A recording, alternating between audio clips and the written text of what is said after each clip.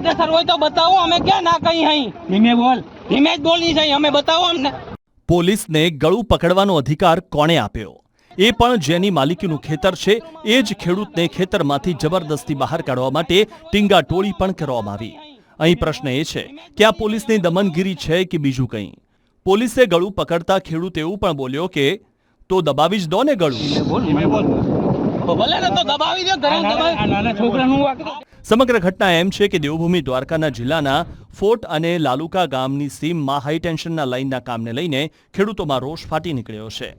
વિડીયોમાં જોઈ શકાય છે કે પોતાના હક અને જમીન સંબંધિત માહિતી માંગતા ખેડૂતોને પોલીસ દ્વારા ખેતરમાંથી હટાવવામાં આવી રહ્યા છે। એટલું જ નહીં, જબરદસ્તી ટીંગાટોળી પણ કરી। એક બા પોલીસને હાથ જોડતા રહ્યા, આજીજી કરતા રહ્યા, પણ કશું થયું નહીં। આ ઘટનાને લઈને સ્થાનિક ખેડૂતોમાં ભારે નારાજગી જોવા મળી રહી છે। અનેક ખેડૂતો દ્વારા સમગ્ર મામલે ઉચ્ચસ્તરીય તપાસની માંગ પણ કરવામાં આવી છે, પરંતુ પોલીસ કાયદો ભૂલીને ખેડૂતનું ગળું પકડી લે એ વાત હજમ નથી થતી। હાલ તંત્ર આ મામલે અને આવા પોલીસ કર્મીઓ વિરુદ્ધ શું કાર્યવાહી કરે છે તે જોવું રહ્યું।